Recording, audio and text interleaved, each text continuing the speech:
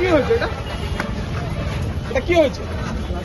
আপনি এভাবে এখনো মাথায় তৃণমূল ঢুকে আছে কি? মাননীয় মুখ্যমন্ত্রী ছবি কিভাবে ঝুলিয়ে রেখেছে? কোথায় সবচেয়ে খারাপ যতগুলি শিবির পরিদর্শন করলাম, ব্র্যান্ডিং। হোয়াটস ব্র্যান্ডিং? আপনি মানুষকে জানাবেন, যাদেরকে ব্র্যান্ডিং এর দায়িত্ব দিয়েছেন তাদেরকে শোকজ করে শাস্তি দেবেন। কারণ আমি আপনার বিরুদ্ধে কথা কি হলো ডিসপ্লেটা নিয়ে এখন এই বোর্ডটা তৃণমূল পরিচালিত বোর্ড। মুখ্যমন্ত্রী জনকল্যাণ শিবির ওরা মনে করছে ওটা বিজেপির মুখ্যমন্ত্রী, সেজন্য এখনো পর্যন্ত একটা প্রপার ব্র্যান্ডিং পর্যন্ত করেনি। আমার দুঃখের বিষয় যে আমি এই কেন্দ্রের বিধায়ক, এই পুরসভা আমার পুরসভা। বলা হলো ফিনান্স অফিসারকে, আমি এখানে অ্যাডমিনিস্ট্রেটিভ অফিসার আছেন, আমি বাকি যারা আছেন তাদেরকেও জানতে চাই।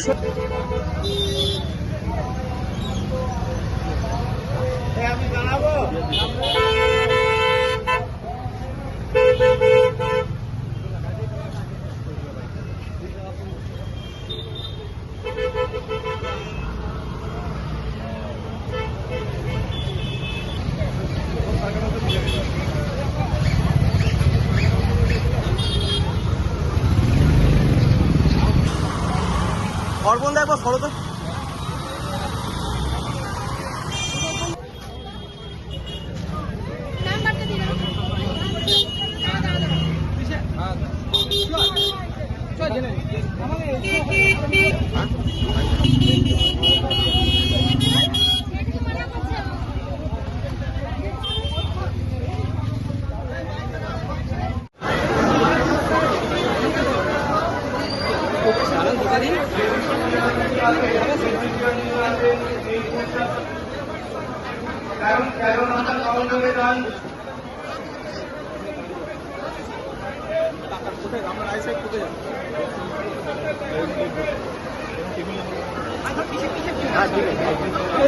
अरे भाई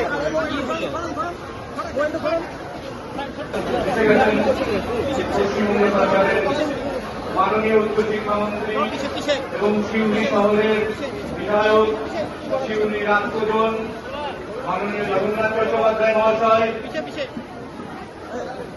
আপনারা আছেন, সাথে আছে বিশিষ্ট সমাজসেবীগণ।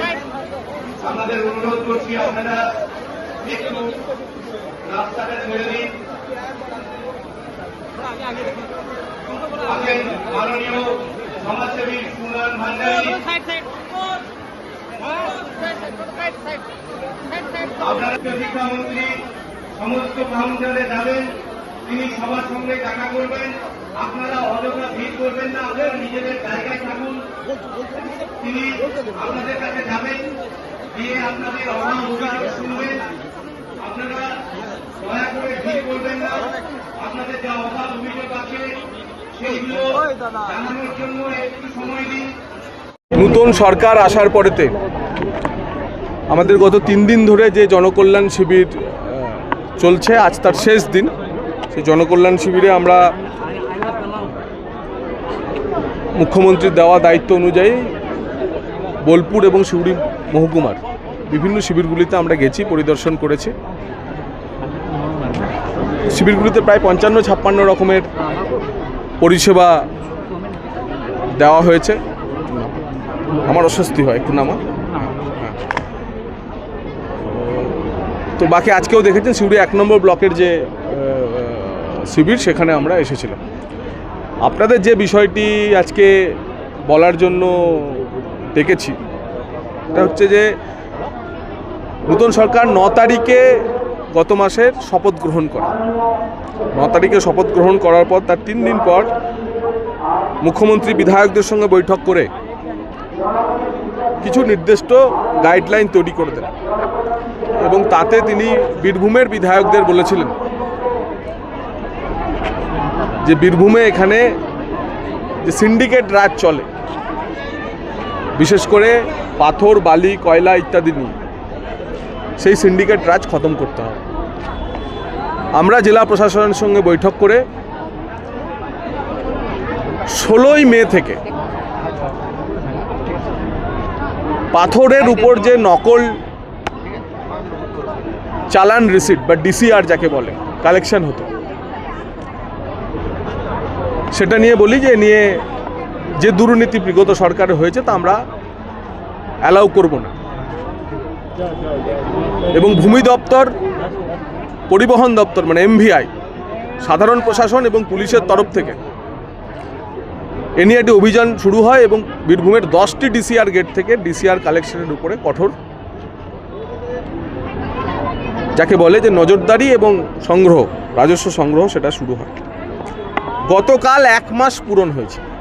গতকাল 1 মাস পূরণ হয়েছে।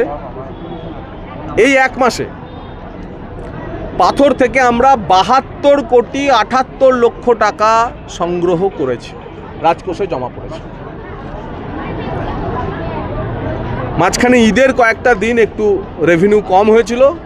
ঈদের সময়টুকুতে রেভিনিউ কম না হলে আমরা 100 কোটিতে পৌঁছাতাম।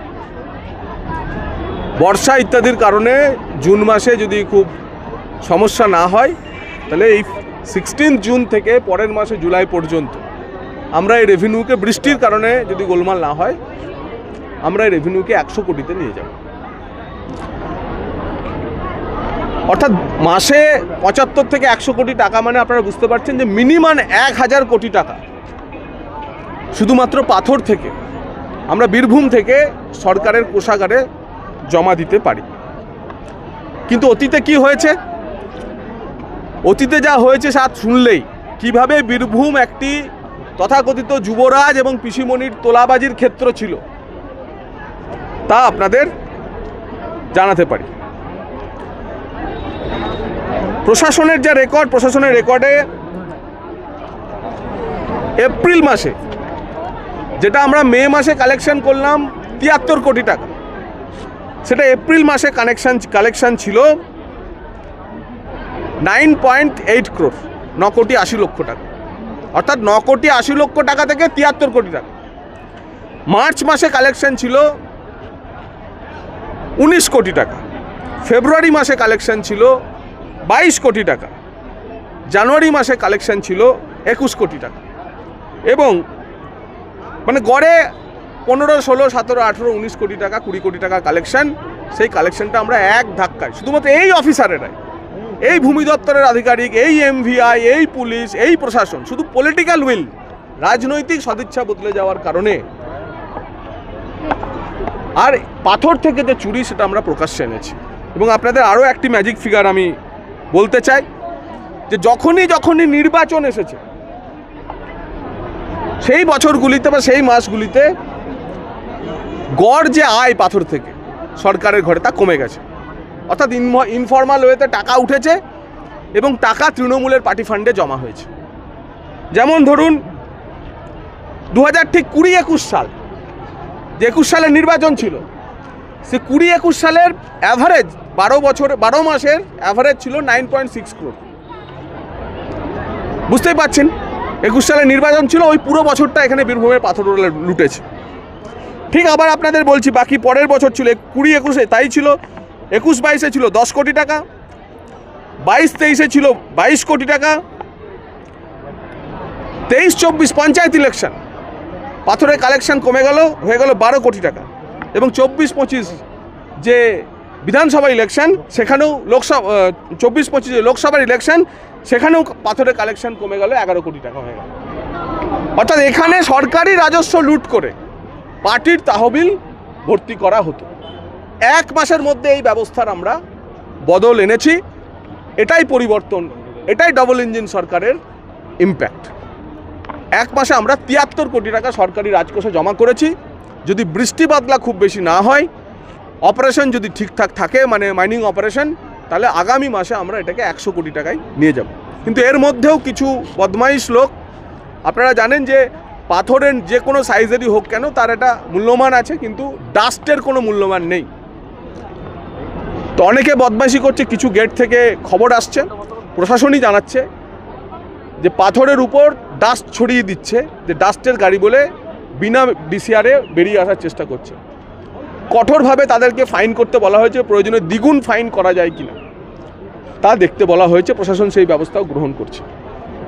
এটি হচ্ছে বীরভূমের পাথরের চিত্র। আপনারা হিসেব কষে নেবেন। এর আগে আপনারা হিসেব দিয়েছি যে কী স্তরে এই চুরি হয়েছে।